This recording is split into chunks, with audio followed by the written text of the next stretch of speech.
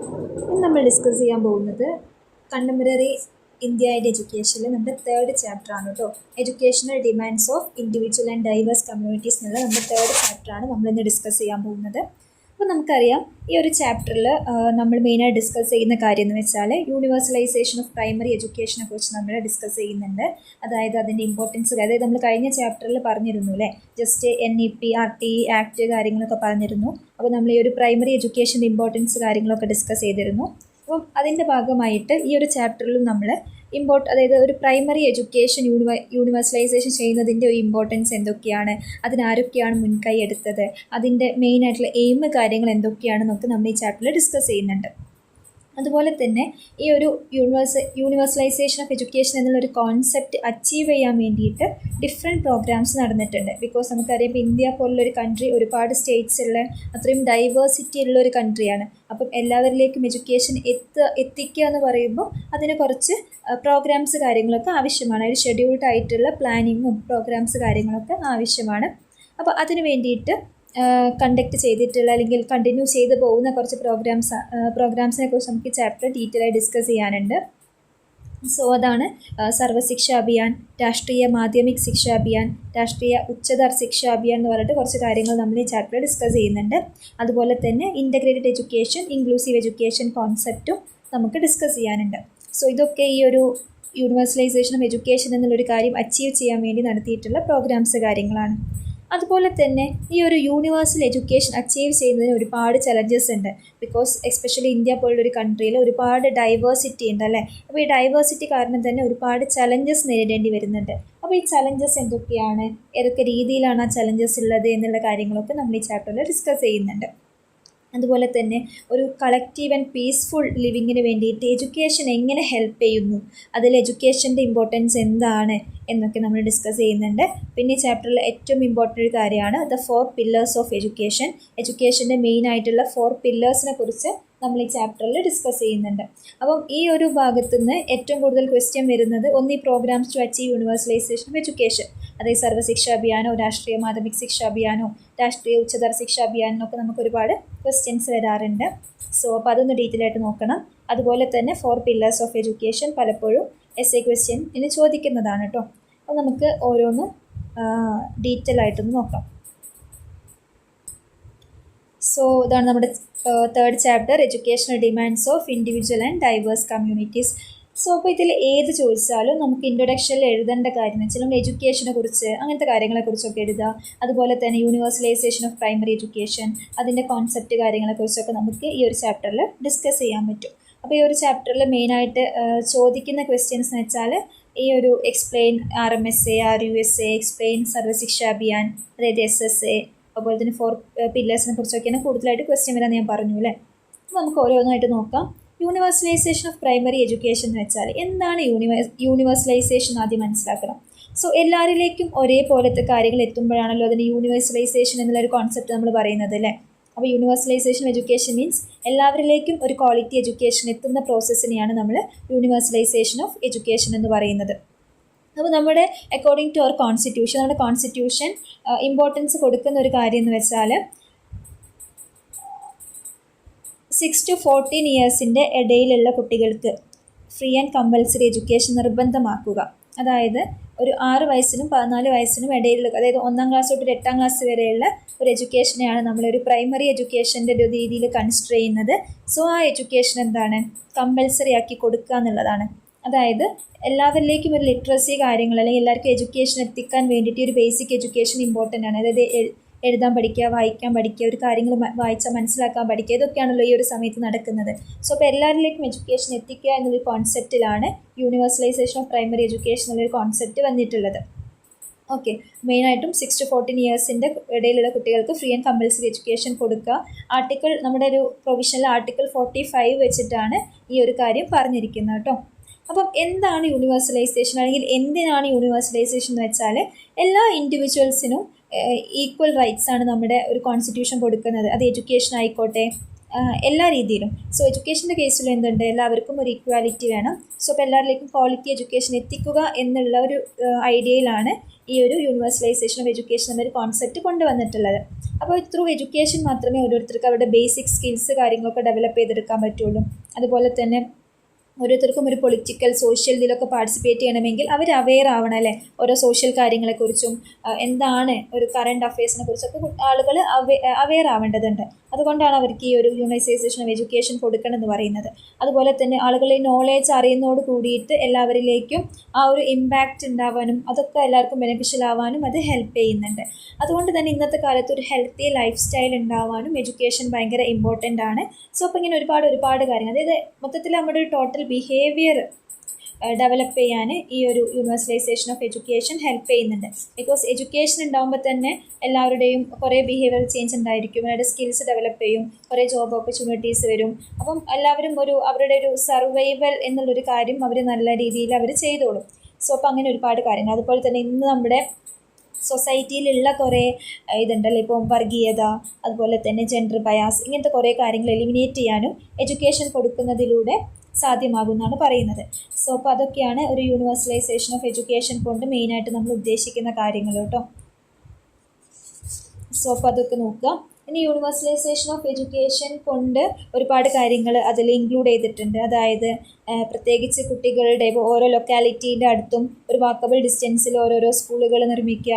അതുപോലെ തന്നെ അവിടെ ടീച്ചേഴ്സ് നല്ല ക്വാളിറ്റി ടീച്ചേഴ്സിന് അപ്പോയിൻമെൻറ്റ് ചെയ്യുക, അവർക്ക് നല്ല രീതിയിൽ സാലറി കൊടുക്കുക. അതുപോലെ തന്നെ കുട്ടികൾക്ക് നല്ല കരിക്കുലം കാര്യങ്ങൾ കൊണ്ടുവരിക, കുട്ടികൾക്ക് ഈസിലി അക്സസിബിൾ ആയിട്ടുള്ള കരിക്കുലം കാര്യങ്ങൾ കൊണ്ടുവരിക. അങ്ങനെ ഒരുപാട് കാര്യങ്ങളൊക്കെ ഈ യൂണിവേഴ്സലൈസേഷൻ ഓഫ് എഡ്യൂക്കേഷൻ്റെ ഭാഗമായിട്ട് കൊണ്ടുവന്നിട്ടുണ്ട്.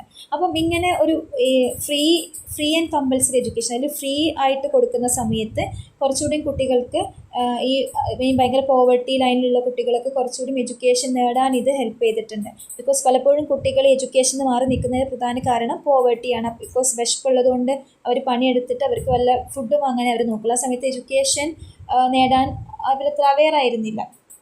സോ അപ്പോൾ അതൊക്കെ കുറച്ച് അത് ഫ്രീ ഫുഡ്, യൂണിഫോം, ബുക്സൊക്കെ കൊടുക്കുന്നതുകൊണ്ട് തന്നെ അങ്ങനത്തെ കുറേ ചിലവുകളൊക്കെ കുറഞ്ഞുകൊണ്ട് തന്നെ എഡ്യൂക്കേഷൻ നേടാൻ വേണ്ടിയിട്ട് പല പേരൻസും കുട്ടികളെ മോട്ടിവേറ്റ് ചെയ്തിട്ടുണ്ട്. സോ അപ്പോൾ അതൊക്കെയാണ് നിങ്ങൾ എന്ത് ചെയ്യുന്നത്, ഇൻട്രൊഡക്ഷൻ പോർഷനിൽ നിങ്ങൾ മെയിനായിട്ട് എഴുതേണ്ട കാര്യം കേട്ടോ.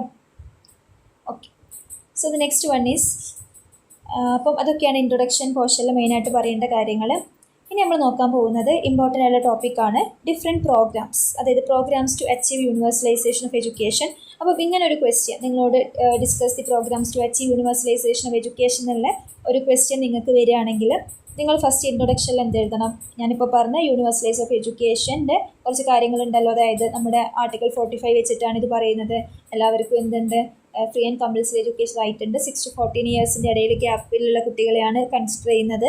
Primary education means 1 to 8 standard അല്ലെങ്കിൽ 7th സ്റ്റാൻഡേർഡ് വരെയുള്ള എഡ്യൂക്കേഷനെയാണ് നമ്മളൊരു പ്രൈമറി എഡ്യൂക്കേഷൻ എന്നുള്ള രീതിയിൽ കൺസിഡർ ചെയ്യുന്നത്.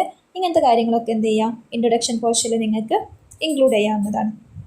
നെക്സ്റ്റ് ഇനി നമ്മൾ നോക്കാൻ പോകുന്നത്, പിന്നെ നിങ്ങൾ എസ്സേയുടെ ബാക്കി എഴുതുക എന്ത് ചെയ്യും, സർവ്വശിക്ഷ SSCയെ കുറിച്ച് എഴുതണം, RMSയെ കുറിച്ച് എഴുതണം, RUSയെ കുറിച്ച് എഴുതണം.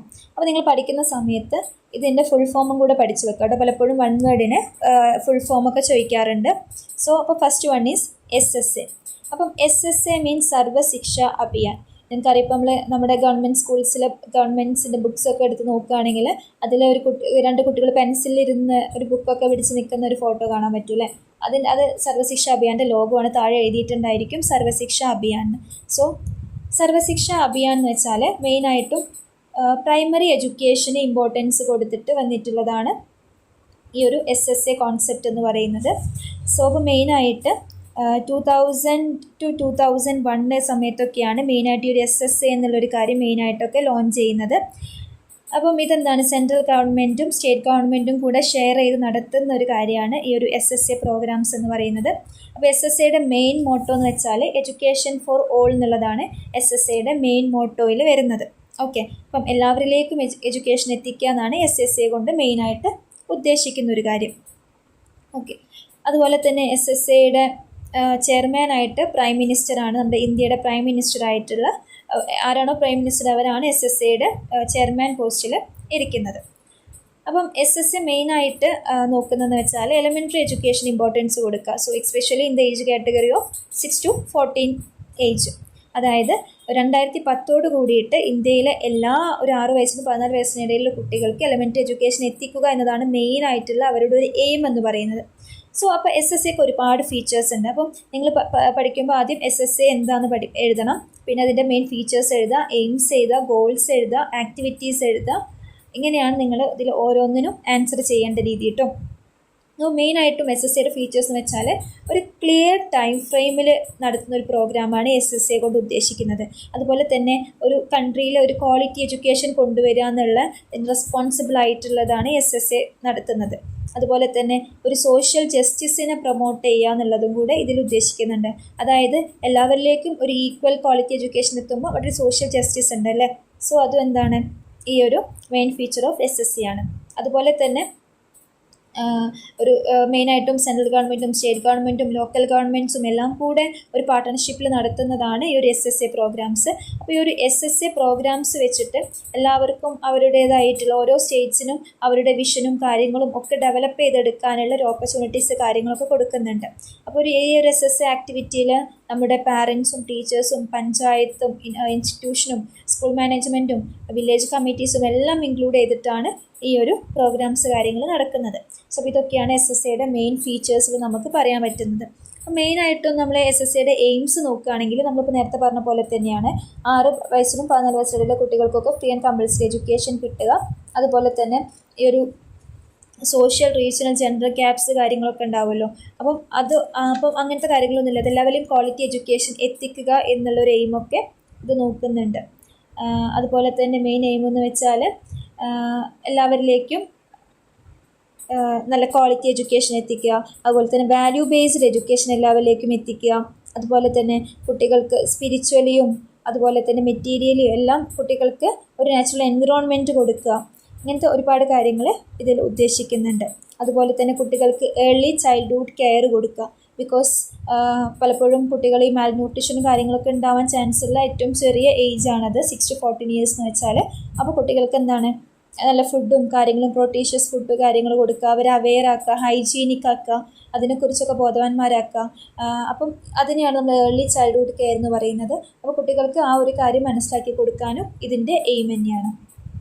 ഓക്കെ, ഇനി മെയിനായിട്ട് നമ്മൾ ഈ ഒരു SSAയുടെ ഒബ്ജക്റ്റീവ്സ് അല്ലെങ്കിൽ ഗോൾസ് നോക്കുകയാണെങ്കിൽ നമുക്ക് മനസ്സിലാക്കാൻ പറ്റുന്ന ഒരു കാര്യം എന്ന് വെച്ചാൽ മെയിനായിട്ടുള്ള ഇതിൻ്റെ ഒബ്ജക്റ്റീവ് എന്ന് വെച്ചാൽ back to school camp by 2003 എന്നാണ്. അതായത് 2003 കൂടി എല്ലാ കുട്ടികളും തിരിച്ച് സ്കൂളിലേക്ക് എത്തുക. അതായത് പലപ്പോഴും കുട്ടികൾ ജോയിൻ ചെയ്യും, പക്ഷേ പലപ്പോഴും കുട്ടികൾ വരില്ല, അല്ലെങ്കിൽ കുട്ടികൾ ഡ്രോപ്പ് ഔട്ട് ചെയ്യുന്നു. അങ്ങനത്തെ സിറ്റുവേഷൻ ഇല്ലാതെ എല്ലാ കുട്ടികളും തിരിച്ച് സ്കൂളിലേക്ക് എത്തുക, അവർ എഡ്യൂക്കേഷൻ നേടുക എന്നുള്ളൊരു എയിം ഇതിനുണ്ട്. അതുപോലെ തന്നെ കുട്ടികൾ നിർബന്ധമായിട്ടും 2007 കൂടിയിട്ട് അവരുടെ ഒരു 5 years പ്രൈമറി സ്കൂളിംഗ് അവർ കംപ്ലീറ്റ് ചെയ്യണം. അതുപോലെ തന്നെ ഈ പ്രൈമറി സ്കൂളിംഗ് കഴിഞ്ഞവരെന്ത് ചെയ്യണം, എലിമെൻ്ററി സ്കൂളിംഗ് നടത്തണം. അപ്പോൾ 2010 കൂടിയിട്ട് എല്ലാവരിലേക്കും ഈ ഒരു ക്വാളിറ്റി എഡ്യൂക്കേഷൻ എത്തണം. അതുപോലെ തന്നെ കുട്ടികൾക്ക് ക്വാളിറ്റി എഡ്യൂക്കേഷൻ കൊടുക്കുക. അവിടെ ഈ ഒരു ജെൻഡർ, സോഷ്യൽ കാറ്റഗറി അങ്ങനത്തെ ഒരു ബയാസ് കാര്യങ്ങളില്ലാതെ എല്ലാവർക്കും ക്വാളിറ്റി എഡ്യൂക്കേഷൻ എത്തുക എന്നുള്ളൊരു മെയിൻ എയിമിലാണ് ഈ ഒരു SSA വർക്ക് ചെയ്യുന്നത്. അപ്പോൾ ഇങ്ങനെ കൊണ്ടുവരാൻ വേണ്ടിയിട്ട് ഒരുപാട് ആക്ടിവിറ്റീസ് കാര്യങ്ങളൊക്കെ SSA നടത്തിയിട്ടുണ്ട്. അത് നമ്മളിപ്പോൾ പറഞ്ഞ കാര്യങ്ങൾ തന്നെയാണ്. കുട്ടികളുടെ ഡ്രോപ്പ് ഔട്ട്സ് കാര്യങ്ങൾ കുറയ്ക്കുക, ക്വാളിറ്റി എഡ്യൂക്കേഷൻ പ്രൊവൈഡ് ചെയ്യുക. അപ്പം എല്ലാ സ്കൂളുകളിലും അറ്റ്ലീസ്റ്റ് 2 ടീച്ചേഴ്സിനെങ്കിലും, ഇപ്പം അത്ര എൻറോൾമെൻറ്റ് ഇല്ലാത്ത സ്കൂളുകളാണെങ്കിൽ അറ്റ്ലീസ്റ്റ് 2 ടീച്ചേഴ്സിനെങ്കിലും അപ്പോയിൻമെൻറ്റ് ചെയ്യുക. പിന്നെ കുട്ടികളുടെ റേഷ്യോ അനുസരിച്ച് ടീച്ചേഴ്സിൻ്റെ എണ്ണം കൂട്ടുക. പിന്നെ അതുപോലെ തന്നെ ഒരുപാട് പ്രോഗ്രാംസ് കാര്യങ്ങളൊക്കെ കൊണ്ടുവരിക. അതുപോലെ തന്നെ നമ്മൾ ഓരോ സ്കൂളിനും ഈ ഒരു ടീച്ചിങ് ലേണിംഗ് മെറ്റീരിയൽസിന് വേണ്ടിയിട്ട് ക്യാഷൊക്കെ അലൗട്ട് ചെയ്യുക. അതുപോലെ തന്നെ കുട്ടികൾക്ക് ഓരോ ആക്ടിവിറ്റീസ് കാര്യങ്ങൾ കൊണ്ടുവരിക. അതുപോലെ തന്നെ ടീച്ചേഴ്സിന് ഒരു 20 days ഇൻ സർവീസ് ട്രെയിനിങ്ങും അതുപോലെ തന്നെ അവർക്ക് ഒരു ഡ്യൂറിങ് സർവീസിൻ്റെ ട്രെയിനിങ് കാര്യങ്ങളൊക്കെ കൊണ്ടുവരിക. പോസ്റ്റ് സർവീസും പ്രീ സർവീസ് ട്രെയിനിങ്സും കാര്യങ്ങളും കൊണ്ടുവരിക. അതുപോലെ തന്നെ നല്ല ക്ലസ്റ്റർ റിസോഴ്സ് സെൻറ്റേഴ്സൊക്കെ സെറ്റപ്പ് ചെയ്യുക. അങ്ങനെ ഒരുപാട് എയിംസ് കാര്യങ്ങൾ ഈ ഒരു SSAയുടെ കീഴിലുണ്ട്. അപ്പോൾ മെയിനായിട്ടും SSA പറയുമ്പോൾ നിങ്ങൾ ആലോചിക്കേണ്ടത് universalisation of primary education 6 to 14 years ഇടയിലുള്ള കുട്ടികൾക്ക് quality free and compulsory education കൊടുക്കുക എന്നുള്ള കാര്യം ഓർമ്മിക്കുക കേട്ടോ. അപ്പോൾ അത്രയാണ് നമുക്ക് അതിൻ്റെ ഒരു രീതിയിൽ പറയേണ്ടത്. സോ നെക്സ്റ്റ് ഈസ് രാഷ്ട്രീയ മാധ്യമിക് ശിക്ഷാ അഭിയാൻ. രണ്ടാമത്തെ ഒരു പ്രോഗ്രാമായിരുന്നു രാഷ്ട്രീയ മാധ്യമിക് ശിക്ഷാ അഭിയാൻ, RMSA എന്ന് പറയും. അപ്പം RMSAയിൽ മെയിനായിട്ട് നമ്മൾ ഉദ്ദേശിക്കുന്നതെന്ന് വെച്ചാൽ സെക്കൻഡറി എഡ്യൂക്കേഷന് ഇമ്പോർട്ടൻസ് കൊടുത്തിട്ടുള്ളതാണ് RMSA.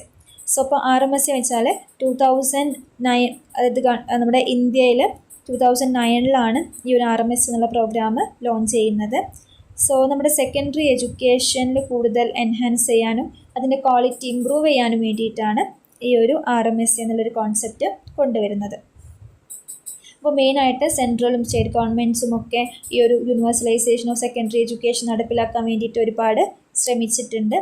സോ അപ്പം ഈ ഒരു മെയിനായിട്ട് ഉദ്ദേശിക്കുന്നത് വെച്ചാൽ ഒരു free and compulsory elementary education നമ്മുടെ കോൺസ്റ്റിറ്റ്യൂഷനിൽ എന്ത് പറയുന്നുണ്ട്, നമ്മുടെ ഇന്ത്യയിലെ ഓരോരുത്തരുടെയും റൈറ്റ് ആയിട്ട് പറയുന്നുണ്ട് അല്ലേ. അപ്പം അതിന് ശേഷം കുട്ടികൾ ഒരു സെക്കൻഡറി എഡ്യൂക്കേഷനും കൂടെ നേടണം. അപ്പം അതിന് ക്വാളിറ്റി ഉള്ള സ്കൂളുകൾ വേണം, ക്വാളിറ്റി ഉള്ള കരിക്കുലം വേണം, അത് കുട്ടികൾക്ക് അഫോർഡബിൾ ആവണം, കുട്ടികളുടെ പാരൻസിന് അത് അഫോർഡബിൾ ആവണം.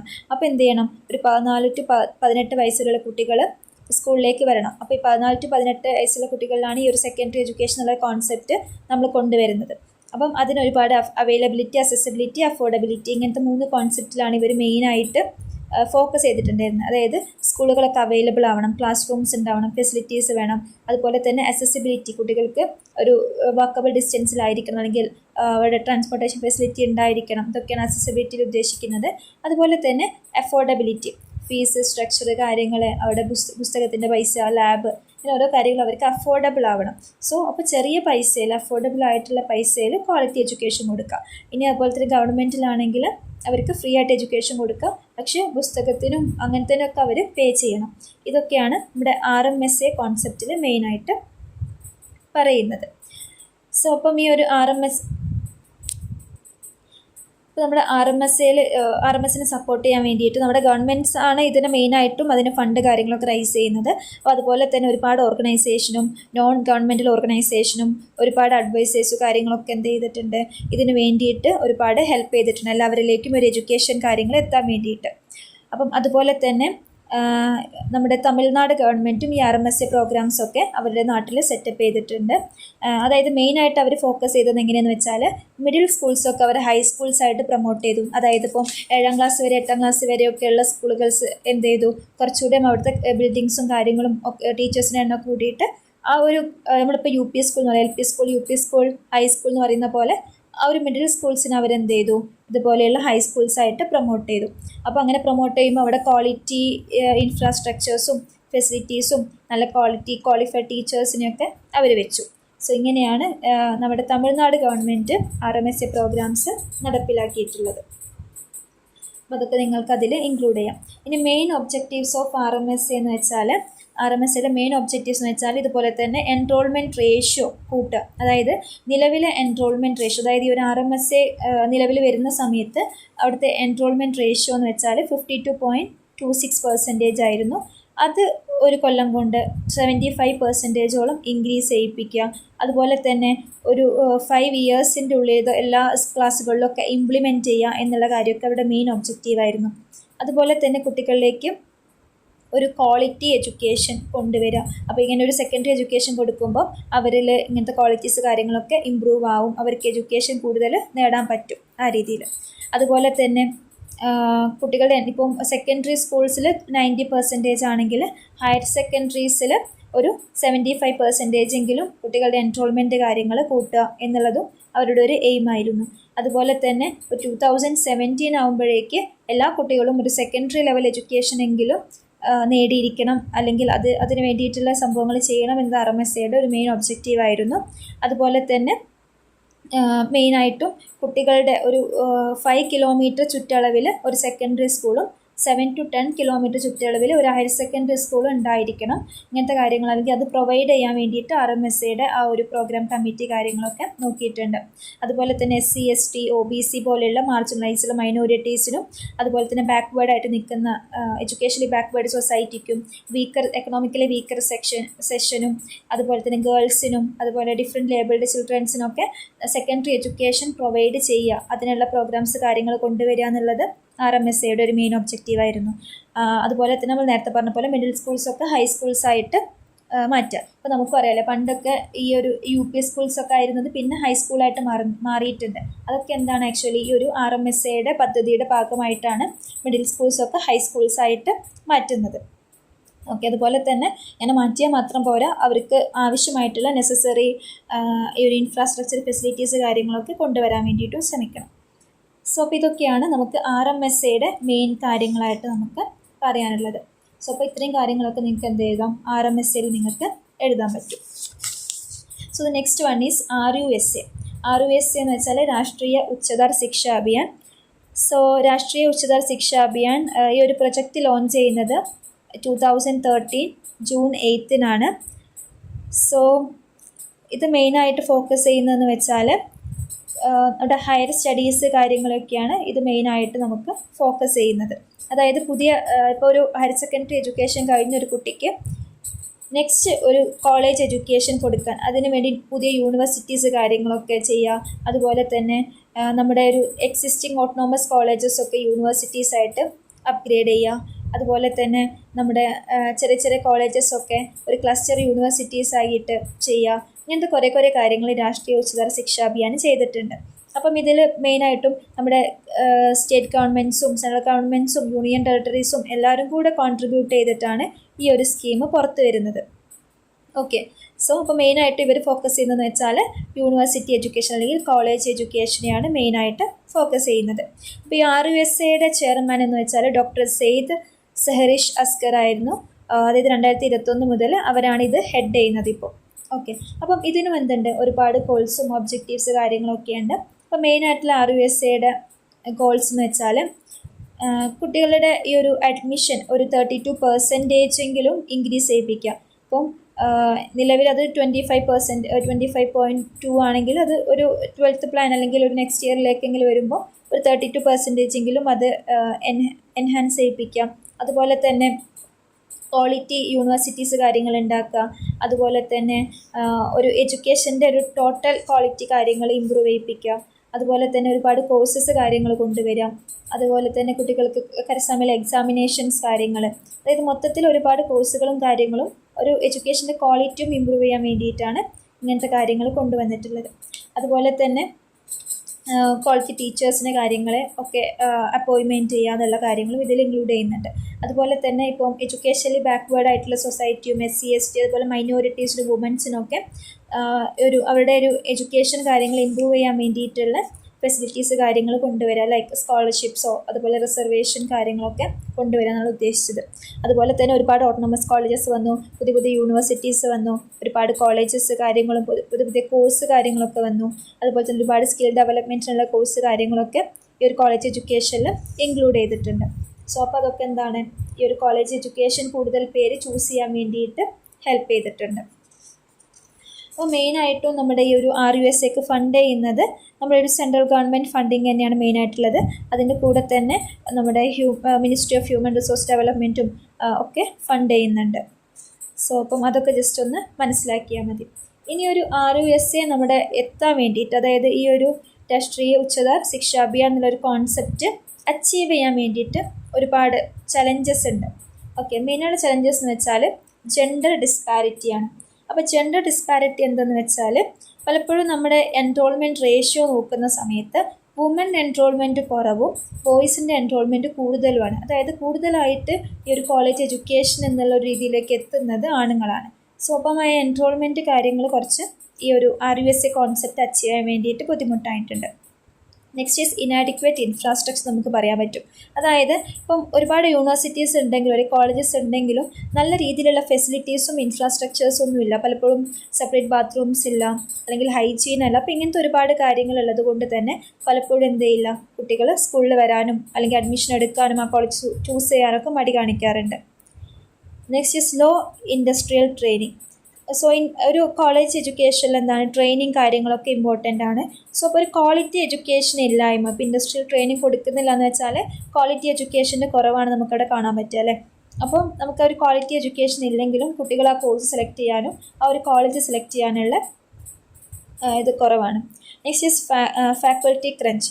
ഫാക്കൽറ്റി ക്രഞ്ച് കൊണ്ട് ഉദ്ദേശിക്കുന്നതെന്ന് വെച്ചാൽ നല്ല ക്വാളിറ്റി ഫാക്കൽറ്റീസ് ഇല്ലാണ്ടിരിക്കുക. അതായത് ടീച്ചർ സ്റ്റുഡൻസ് റേഷ്യോയിൽ ഭയങ്കര ഇംബാലൻസ് കാണിക്കുക. പൊതുവെ നമുക്കറിയാം ഇത്ര കുട്ടികൾക്ക് ഇത്ര ടീച്ചേഴ്സ് വേണം, അല്ലെങ്കിൽ ഈ സബ്ജക്റ്റിന് ആ രീതിയിലുള്ള എക്സ്പേർട്സ് വേണം, അവർക്ക് ഇന്ന ക്വാളിഫിക്കേഷൻ വേണം എന്നുള്ള കാര്യങ്ങളൊക്കെ ഉണ്ട്. പക്ഷെ അതൊന്നുമില്ലാതെ ഒരു ഒരു ഇൻസ്റ്റിറ്റ്യൂഷൻ നടക്കുന്ന സമയത്തും കുട്ടികൾ ആ കോഴ്സ് എടുക്കാനോ അല്ലെങ്കിൽ അവിടെ ആ കോഴ്സ് ചെയ്യാനോ താല്പര്യം കാണിക്കില്ല. സോ അപ്പോൾ ഫാക്കൽറ്റീസിൻ്റെ കുറവും ക്വാളിറ്റി ഫാക്കൽറ്റീസ് ഇല്ലാത്തതും ഈ ഒരു ഇതിന് കാരണമാവുന്നുണ്ട്. Next is declining research. ഇപ്പോൾ പലരും ഈ ഒരു കോളേജ് എഡ്യൂക്കേഷൻ പൂർത്തിയാക്കുന്നുണ്ടെങ്കിലും അത് വളരെ കുറഞ്ഞ പെർസെൻറ്റേജ് മാത്രമേ ഒരു റിസർച്ച്, അതായത് PhD പോലുള്ള കാര്യങ്ങളിലേക്ക് വരുന്നുള്ളൂ. സോ ഇപ്പം നമ്മൾ പലരും PG കംപ്ലീറ്റ് ചെയ്തിട്ടുണ്ടായിരിക്കും, അതായത് മാസ്റ്റേഴ്സ് കാര്യങ്ങളൊക്കെ കംപ്ലീറ്റ് ചെയ്തിട്ടുണ്ടായിരിക്കും, റിസർച്ചിനുള്ള ക്വാളിഫിക്കേഷനും കാര്യങ്ങളൊക്കെ ഉണ്ടായിരിക്കും. പക്ഷേ പലപ്പോഴും ഒരു റിസർച്ച് എന്നുള്ളൊരു കാര്യം ചൂസ് ചെയ്യുന്നത് വളരെ ഒരു 12% ഓഫ് ഗ്രാജുവേറ്റ് മാത്രമേ അങ്ങനെ, ഇപ്പോൾ 12% ഓഫ് പോസ്റ്റ് ഗ്രാജുവേറ്റ് ഇറങ്ങുകയാണെങ്കിൽ അതിൽ ഓൺലി 1% മാത്രമേ എന്ത് ചെയ്യുന്നുള്ളൂ, ഈ ഒരു റിസർച്ച് കാര്യങ്ങളൊക്കെ ചൂസ് ചെയ്യുന്നുള്ളൂ. അപ്പം അതും ഈ ഒരു യൂണിവേഴ്സലൈസേഷൻ, നമുക്കൊരു ക്വാളിറ്റി എഡ്യൂക്കേഷൻ അച്ചീവ് ചെയ്യുന്നതിൽ ബുദ്ധിമുട്ടുണ്ട്. ഓക്കെ, അപ്പോൾ ഇത്തരം കാര്യങ്ങളൊക്കെ നമുക്ക് എന്ത് ചെയ്യാം, ഇതിൽ ഇൻക്ലൂഡ് ചെയ്യാം. So the next one is integrated education. So integrated education കൊണ്ട് നമ്മൾ ഉദ്ദേശിക്കുന്നതെന്ന് വെച്ചാൽ ഡിഫറെൻറ്റ് സബ്ജക്ട്സും കാര്യങ്ങളൊക്കെ ഇൻ്റഗ്രേറ്റ് ചെയ്ത് പഠിപ്പിക്കുക. നമ്മളത് വേറെ ബുക്സിലും കാര്യങ്ങളിലൊക്കെ പറഞ്ഞിട്ടുള്ള കാര്യമാണ് ഇൻ്റഗ്രേറ്റഡ് എഡ്യൂക്കേഷൻ, അതിൻ്റെ ഇമ്പോർട്ടൻസ് കാര്യങ്ങളൊക്കെ. അപ്പോൾ കുട്ടികളിലേക്ക് ഒരു ക്ലിയർ ആയിട്ടുള്ള ഒരു കോൺസെപ്റ്റ് കാര്യങ്ങളൊക്കെ എത്താൻ വേണ്ടിയിട്ട് ഇൻ്റഗ്രേറ്റഡ് എഡ്യൂക്കേഷൻ നന്നായിട്ട് ഹെൽപ്പ് ചെയ്യുന്നുണ്ട്. അപ്പം മെയിനായിട്ടും ഈ ഒരു ഇൻ്റഗ്രേറ്റഡ് എഡ്യൂക്കേഷൻ ഫസ്റ്റ് സ്റ്റാർട്ട് ചെയ്തിട്ടുള്ളത് അമേരിക്കയിലാണ്. 1930 1930 അമേരിക്കയിലാണ് ഈ ഒരു കോൺസെപ്റ്റ് സ്റ്റാർട്ട് ചെയ്തിട്ടുള്ളത്. ദെൻ ഒരു 1960 ആയപ്പോഴേക്കും ഇന്ത്യയിലും ബത്ലീബായ് ഈ ഒരു ഇൻ്റഗ്രേറ്റഡ് എഡ്യൂക്കേഷൻ ഒരു കോൺസെപ്റ്റ് നമ്മൾ കൊണ്ടുവന്നിട്ടുണ്ട്. സോ പക്ഷേ ഒരു 1986 വരെ 1960 ഇത് കൊണ്ടുവന്നിട്ടുണ്ടെങ്കിലും 1986 വരെ ഇത് അത്രയ്ക്കൊരു ഹിറ്റായിരുന്നില്ല, അത്ര ഒരു നല്ലൊരു സക്സസ്ഫുൾ ആയിട്ടല്ല പോയത്. അപ്പം അതിന് ശേഷമാണ് നമ്മളൊരു NCERT, ഒരു സ്റ്റേറ്റ് സിലബസ് കാര്യങ്ങളൊക്കെ വന്ന് ട്രെയിൻഡ് ടീച്ചേഴ്സിന് ഒരു ഇൻ സർവീസ് പ്രോഗ്രാംസ് ഒക്കെ നടത്തിയതിന് ശേഷമാണ് ഒരു ഇൻ്റഗ്രേറ്റഡ് എഡ്യൂക്കേഷൻ എന്നുള്ളൊരു കാര്യം ഇവിടെ നമ്മുടെ ഇന്ത്യയിൽ ക്ലിക്കാവുന്നത്. ഓക്കെ, അപ്പം ഇൻ്റഗ്രേഷൻ കൊണ്ട് ഉദ്ദേശിക്കുന്നതെന്ന് വെച്ചാൽ നമ്മളിപ്പം ഒരു ഇൻ്റഗ്രേറ്റഡ് എഡ്യൂക്കേഷൻ കൊണ്ട് ഉദ്ദേശിക്കുന്നത് ഡിഫറെൻറ്റ് സബ്ജക്ട്സ് കാര്യങ്ങൾ ഇൻ്റഗ്രേറ്റ് ചെയ്യുന്നതുണ്ട്. അതുപോലെ തന്നെ ഡിസേബിൾഡ് സ്റ്റുഡൻസിനെയും നോർമൽ സ്റ്റുഡൻസിനെയും ഇൻ്റഗ്രേറ്റ് ചെയ്ത് പഠിപ്പിക്കുന്നതും ഇതിൽ നമ്മൾ ഇൻക്ലൂഡ് ചെയ്യുന്നുണ്ട്. ഓക്കെ, അതായത് നമ്മൾ പ്രത്യേകിച്ച് സ്കൂൾസിന് റെഗുലർ സ്പെഷ്യൽ സർവീസസ് കാര്യങ്ങൾ കൊടുക്കുക, അതായത് സ്പെഷ്യൽ സ്റ്റുഡൻസിന് എങ്ങനെ ഹാൻഡിൽ ചെയ്യുക എന്നുള്ളതിന് സ്പെഷ്യൽ സർവീസസ് കാര്യങ്ങൾ കൊടുക്കുക. അതുപോലെ തന്നെ ടീച്ചേഴ്സിനെയും അഡ്മിനിസ്ട്രേറ്ററിനെയും ഒക്കെ റെഗുലറായിട്ട് സപ്പോർട്ട് ചെയ്യാം. അതുപോലെ തന്നെ ഡിസബിലിറ്റി സ്റ്റുഡൻസ് നോൺ ഡിസബിൾഡ് സ്റ്റുഡൻസിൻ്റെ കൂടെ തന്നെ റെഗുലർ ഷെഡ്യൂളും കരിക്കുലം കാര്യങ്ങളൊക്കെ ഫോളോ ചെയ്യാം. അതുപോലെ തന്നെ കുട്ടികൾക്ക് അക്കാദമിക് ക്ലാസ്സുകളുടെ കൂടെ തന്നെ extra curricular activities like music, art, field TRIPS, assemblies, exercise, ഇങ്ങനത്തെ ഒരുപാട് എക്സ്ട്രാ കരിക്കുലർ ആക്ടിവിറ്റീസ് കാര്യങ്ങളൊക്കെ കൊടുക്കുക. അപ്പം ഇങ്ങനത്തെ ഒരുപാട് കാര്യങ്ങൾ. അതുപോലെ തന്നെ ഇതുപോലെ തന്നെ ഇപ്പോൾ ഒരു ഡിസേബിൾഡ് കുട്ടിയും നോൺ ഡിസേബിൾഡ് കുട്ടിയും ഒരുമിച്ച് പഠിപ്പിക്കുന്ന സമയത്ത് അവർ തമ്മിൽ ഒരു ഹെൽപ്പിംഗ് മെൻറ്റാലിറ്റിയും ഒരു ഫ്രണ്ട്ഷിപ്പ് ഉണ്ടാവാനും ഒക്കെ ഹെൽപ്പ് ചെയ്യും അല്ലേ. അപ്പം ഇത് ഒരു പോസിറ്റീവ് എൻവിറോൺമെൻറ്റ് ഉണ്ടാവാൻ ഹെൽപ്പ് ചെയ്യും. അതായത് നാളത്തെ നല്ലൊരു സൊസൈറ്റിയെ നമുക്ക് ഉണ്ടാക്കിയെടുക്കാൻ പറ്റും. അതുപോലെ തന്നെ കുട്ടികൾക്കും എന്ത് ചെയ്യാൻ പറ്റും, അവരെ മാറ്റി നിർത്തപ്പെടേണ്ടവരെല്ലാവരും നമ്മുടെ കൂടെ ഉള്ളവരാണ്, അവർ ഹ്യൂമൻസ് ആണ്, അവരും അവരെയും റെസ്പെക്റ്റ് ചെയ്യണം, അവരെയും നമ്മൾ പരിഗണിക്കണം എന്നുള്ളൊരു കാര്യമൊക്കെ ഉണ്ടാക്കി വരാൻ നമുക്കിതുകൊണ്ട് പറ്റും. അപ്പം അതൊക്കെയാണ് മെയിനായിട്ട് നിങ്ങൾ ഇൻ്റഗ്രേറ്റഡ് എഡ്യൂക്കേഷൻ എന്നുള്ള ഒരു കാര്യത്തിൽ നിങ്ങൾ മെയിനായിട്ട് എഴുതേണ്ടത്. എൻ്റെ സെയിം ഒരു കോൺസെപ്റ്റ് വരുന്നത് തന്നെയാണ് ഇൻക്ലൂസീവ് എഡ്യൂക്കേഷൻ എന്നുള്ളൊരു കോൺസെപ്റ്റ്. സോ അപ്പോൾ ഇൻക്ലൂസീവ് എഡ്യൂക്കേഷനിലും ഇതുപോലെ നമ്മളൊരു ഡിഫറെൻറ്റ് കൾച്ചേഴ്സിന് വരുന്ന കുട്ടികൾ, അതുപോലെ തന്നെ ഈ ഒരു ഡിസേബിൾഡ് കുട്ടികളെയൊക്കെ ഒരുമിച്ച് പഠിപ്പിക്കുന്ന കോൺസെപ്റ്റ് തന്നെയാണ് ഇൻക്ലൂസീവ് എഡ്യൂക്കേഷനും. അപ്പോൾ നമ്മളിവിടെ എന്ത് ചെയ്യുന്നുണ്ട്, മെയിൻ അവരുടെ കോൺസെപ്റ്റ് എന്ന് വെച്ചാൽ വെൽക്കമിങ് ഓൾ ചിൽഡ്രൻ എന്നാണ് ഈ ഒരു ഇൻക്ലൂസീവ് എഡ്യൂക്കേഷൻ്റെ മെയിൻ ഒരു മീനിങ് ആയിട്ട് നമുക്ക് പറയാൻ പറ്റുക. അതായത് വിത്തൗട്ട് എനി ഡിസ്ക്രിമിനേഷൻ നമുക്ക് എന്ത് ചെയ്യാം, ഒരു ഓർഡിനറി സ്കൂളിലേക്ക് കുട്ടികളെ വെൽക്കം ചെയ്യാം. അപ്പോൾ അതിൽ ഡിഫറെൻറ്റ് കൾച്ചേഴ്സിന് വരുന്ന കുട്ടികളുണ്ടായിരിക്കും, ഡിഫറെൻറ്റ് ലാംഗ്വേജസ് കാര്യങ്ങൾ, അങ്ങനെ ഡൈവേഴ്സ് ആയിട്ടുള്ള കുട്ടികളെ നമ്മൾ എന്ത് ചെയ്യാണ്, ഒരേ റൂഫിൻ്റെ അണ്ടറിലിരുന്ന് പഠിപ്പിക്കുകയാണ്. അപ്പം അതുപോലെ തന്നെ ഈ ഒരു ഇൻക്ലൂസീവ് എഡ്യൂക്കേഷനിൽ പ്രത്യേകിച്ച് ഒരു സ്പെഷ്യൽ എഡ്യൂക്കേഷൻ സർവീസും കാര്യങ്ങളൊന്നും കൊടുക്കുന്നില്ല. ഓക്കെ, സോ അതാണ് അതിനൊരു ഡിഫറൻസ് ഉള്ളത്. സോ അതുപോലെ ഇതിലും മറ്റേതുപോലെ തന്നെ എക്സ്ട്രാ കരിക്കുലർ ആക്ടിവിറ്റീസും ഈ ഒരു ഡിസബിലിറ്റി ഉള്ള കുട്ടികളെ മെയിൻ സ്ട്രീമിലേക്ക് എത്തിക്കാൻ വേണ്ടി ഉള്ള പ്രോഗ്രാംസും കാര്യങ്ങളൊക്കെ അതിൽ ഇൻക്ലൂഡ് ചെയ്യുന്നുണ്ട്. അപ്പം ഒരു പ്രത്യേകിച്ച് ഒരു ടൈമും ട്രെയിനിങ്ങും ടീം വർക്കും റിസോഴ്സും എല്ലാം പ്രൊവൈഡ് ചെയ്യും, ടീച്ചേഴ്സിന് അതെല്ലാം പ്രൊവൈഡ് ചെയ്യുന്നുണ്ട്. അതിലൂടെയൊക്കെയാണ് ഈ ഒരു ക്വാളിറ്റി എഡ്യൂക്കേഷൻ കൊണ്ടുവരാൻ പറ്റുക. ഓക്കെ, അപ്പം ഇങ്ങനെ ഒരു കൊടുക്കുന്നതുകൊണ്ട് ഒരുപാട് ബെനിഫിറ്റ്സ് ഉണ്ട്. ഇപ്പോൾ നമ്മളൊരു ഇൻക്ലൂസീവ് എഡ്യൂക്കേഷൻ കൊണ്ടുവരുന്നതുകൊണ്ട് നമുക്ക് ഒരുപാട് ബെനിഫിറ്റ്സ് കാണാൻ പറ്റും. അതായത് ഇപ്പോൾ ഡിസേബിലിറ്റി ഉള്ള പല കുട്ടികളെയും നമ്മൾ കൺസിഡർ ചെയ്യുന്ന സമയത്ത് അവർക്ക് എഡ്യൂക്കേഷൻ ഒരുപാട് ദൂരെയായിരിക്കും. അതായത് അവർക്ക് പ്രോപ്പർ എഡ്യൂക്കേഷൻ കാര്യങ്ങൾ കിട്ടുന്നുണ്ടാവില്ല. ഇനി സ്കൂളുകൾ അടുത്തുണ്ടെങ്കിലും അവർക്ക് പ്രോപ്പർ ഫെസിലിറ്റീസ് ഇല്ലാത്തതുകൊണ്ട് അവർക്ക് പോകാൻ പറ്റുന്നുണ്ടാവില്ല. അപ്പോൾ അങ്ങനത്തെ കുട്ടികളെ വീണ്ടും സ്കൂളിലേക്ക് എത്തിക്കാനും അവർക്ക് എഡ്യൂക്കേഷൻ പ്രൊവൈഡ് ചെയ്യാനും ഇത് ഒരുപാട് ഹെൽപ്പ് ചെയ്യുന്നുണ്ട്. അതുപോലെ തന്നെ ഈ ഒരു നോർമൽ സ്റ്റുഡൻസ് ഇപ്പോൾ ഒരുമിച്ച് പഠിക്കുന്ന സമയത്ത് നോർമൽ സ്റ്റുഡൻസ് എന്ത് ചെയ്യും, ഡിസേബിൾ സ്റ്റുഡൻസിനെ ഒരുപാട് സപ്പോർട്ട് ചെയ്യും. അപ്പം അവരുടെ ഒരു ഹെൽപ്പിലും ആ ഒരു കാര്യം അവർക്ക് നന്നായിട്ട് ഇത് പഠിക്കാനും എല്ലാം പറ്റും. ഓക്കെ. അപ്പം പലപ്പോഴും നമ്മൾ ചില കാര്യങ്ങൾ മാറ്റി നിർത്തപ്പെട്ട കുട്ടികൾ, അതായത് ലൈക്ക് ഡിസബിലിറ്റി ഉള്ള കുട്ടികൾ, അവിടെ കൾച്ചറൽ ഡിഫറൻസ് കാരണം മാറ്റി നിർത്തപ്പെട്ട കുട്ടികൾ, ലാംഗ്വേജ് ബാരിയർ കാരണം മാറ്റി നിർത്തപ്പെട്ട കുട്ടികളെയൊക്കെ വീണ്ടും സ്കൂളിലേക്ക് എത്താനും അവർക്കും എഡ്യൂക്കേഷൻ എന്നുള്ള കാര്യം ആ ഒരു റൈറ്റ് കിട്ടാനൊക്കെ ഇത് ഹെൽപ്പ് ചെയ്യുന്നുണ്ട്. അതുപോലെ തന്നെ ഡിസേബിൾഡോ അല്ലെങ്കിൽ ചലഞ്ചസ് നേരിടുന്ന കുട്ടികൾക്കും വീണ്ടും പഠിക്കാനുള്ളൊരു മോട്ടിവേഷൻ ഇങ്ങനൊരു ഇൻക്ലൂസീവ് എഡ്യൂക്കേഷൻ കൊടുക്കുന്നതുകൊണ്ട് അവർക്ക് കിട്ടുന്നുണ്ട്.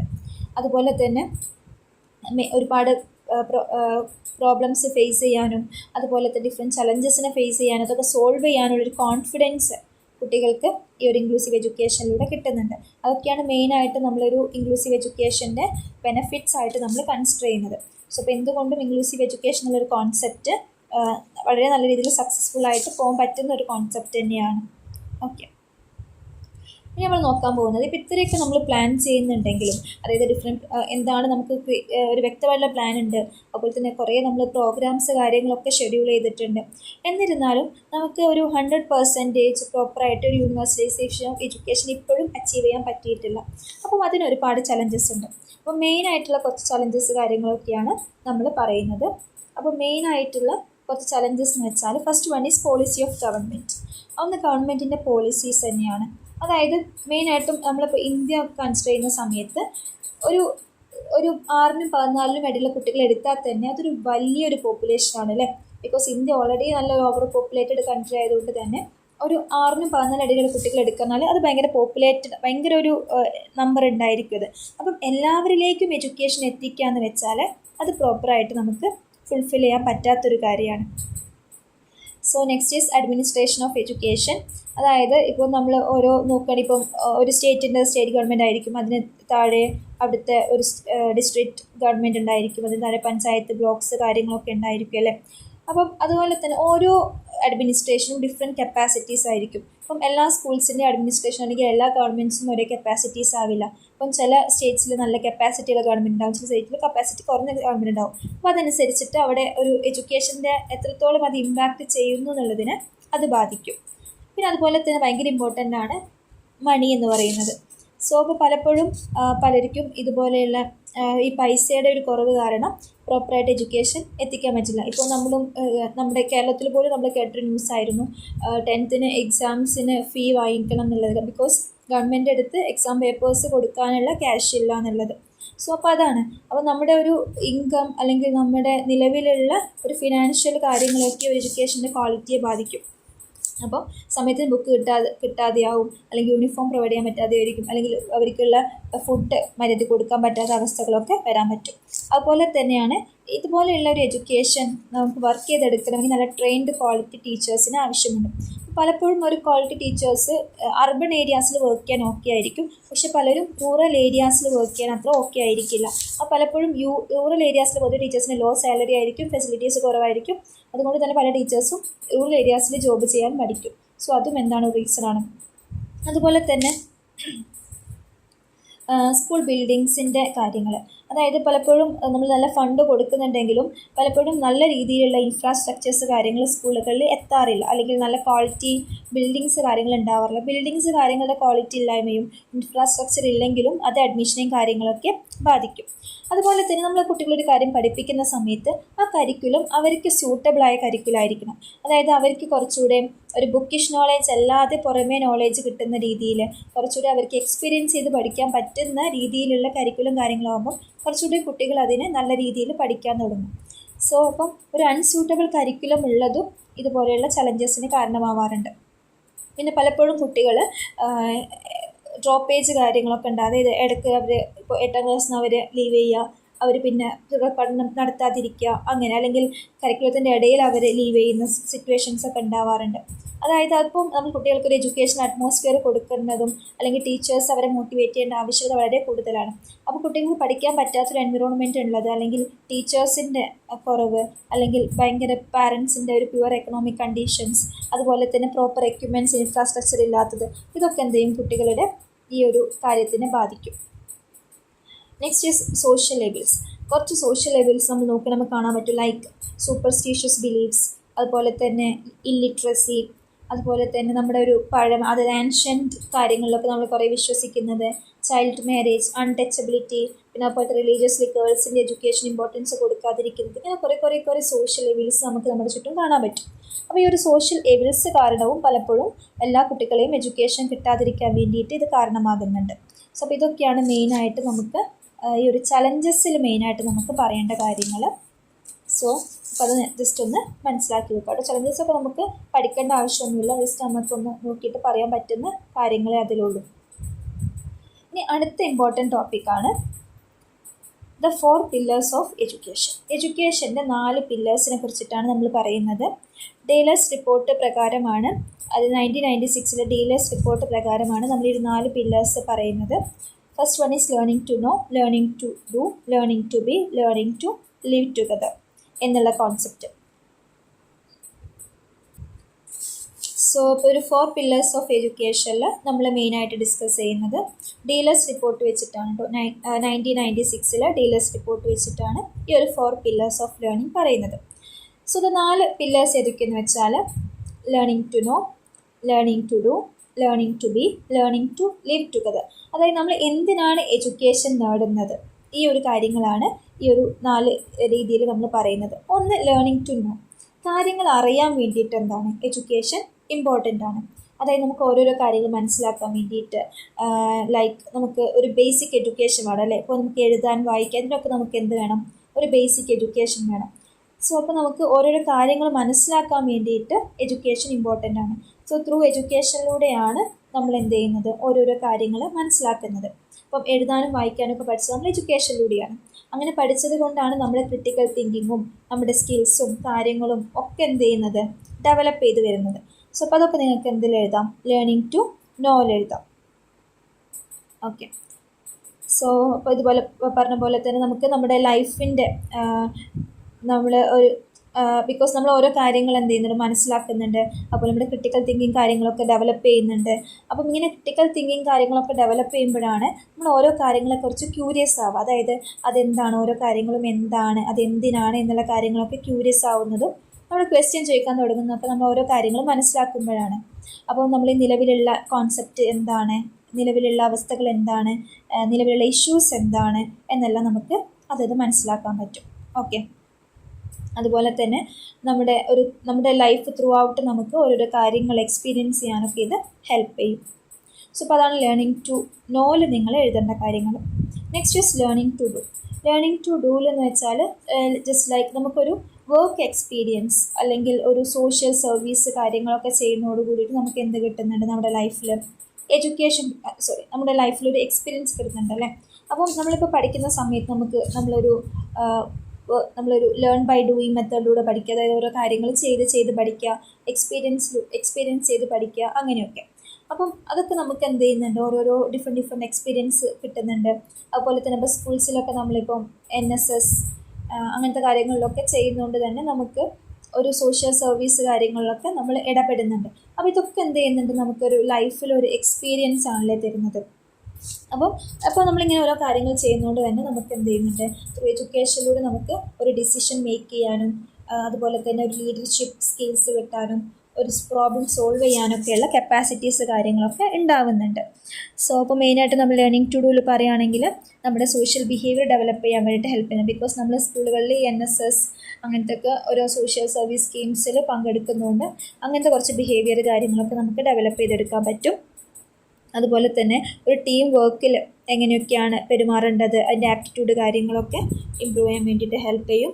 അതുപോലെ തന്നെ ഓരോ കാര്യങ്ങളിലും എന്താ പറയുക, നമ്മളൊന്ന് ഇറങ്ങി ചെയ്യാനും ഒരു ഇനീസിയേഷൻ എടുക്കാനും എല്ലാ കാര്യത്തിലും റെഡി ആയിരിക്കാനും ഒക്കെ ഇത് ഹെൽപ്പ് ചെയ്യുന്നുണ്ട്. അതുപോലെ തന്നെ നമ്മുടെ സ്കിൽസ് ഡെവലപ്പ് ചെയ്യാൻ, സോഷ്യൽ വർക്ക്സ് കാര്യങ്ങളൊക്കെ പാർട്ടിസിപ്പേറ്റ് ചെയ്യാൻ, നമ്മൾ ചെയ്യുന്ന വർക്ക്സിൻ്റെ റെസ്പെക്റ്റ് കാര്യങ്ങളൊക്കെ ഡെവലപ്പ് ചെയ്യാനും നമ്മുടെ പേഴ്സണാലിറ്റി ഡെവലപ്പ് ചെയ്യാനും നമ്മുടെ ഒരു ഹെൽത്തി ലൈഫ് ഡെവലപ്പ് ചെയ്തെടുക്കുക, അതായത് ഫിസിക്കലി ഹെൽത്തി ലൈഫ് ഡെവലപ്പ് ചെയ്തെടുക്കാനും നമ്മുടെ ഒരു വൊക്കേഷണൽ സ്കിൽസ് കാര്യങ്ങളൊക്കെ ഡെവലപ്പ് ചെയ്തെടുക്കാൻ എഡ്യൂക്കേഷൻ നമ്മളെ ഹെൽപ്പ് ചെയ്യുന്നുണ്ട്. അപ്പം അതാണ് മറ്റൊരു പില്ലർ ലേണിംഗ് ടു ഡു എന്ന് പറയുന്നത്. സോ ഓരോ കാര്യങ്ങൾ നമുക്ക് ചെയ്യണമെങ്കിൽ, നമ്മുടെ ലൈഫിൽ നമ്മൾ ചെയ്യണമെങ്കിൽ നമുക്ക് എന്ത് വേണം? എഡ്യൂക്കേഷൻ വേണം. സോ അതാണ് ലേണിംഗ് ടു ഡൂവിൽ നമ്മൾ മെയിനായിട്ട് പറയുന്ന കാര്യങ്ങൾ കേട്ടോ. Next is learning to be. Learning to ബിയിൽ ഉദ്ദേശിക്കുന്നതെന്ന് വെച്ചാൽ കുട്ടികളുടെ പേഴ്സണാലിറ്റീസ് കാര്യങ്ങളും ഒക്കെ ഡെവലപ്പ് ചെയ്യാനും നമ്മുടെ ഒരു physical abilities, mental abilities like memories, reasoning, imagination പോലെയുള്ള കുറേ മെൻ്റൽ എബിലിറ്റീസ് ഉണ്ടല്ലോ. സോ അതൊക്കെ ഡെവലപ്പ് ചെയ്യാനും, അതായത് കുട്ടികൾ അതൊക്കെ ഡെവലപ്പ് ചെയ്യാനും എഡ്യൂക്കേഷൻസ് വേണം.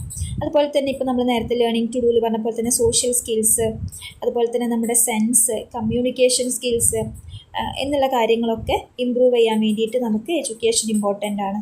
അതുപോലെ തന്നെ കുട്ടികളുടെ ടാലൻസ് കാര്യങ്ങൾ, അതായത് നമ്മളാവണമെങ്കിൽ നമുക്ക് എഡ്യൂക്കേഷൻ ഇമ്പോർട്ടൻ്റ് ആണ്.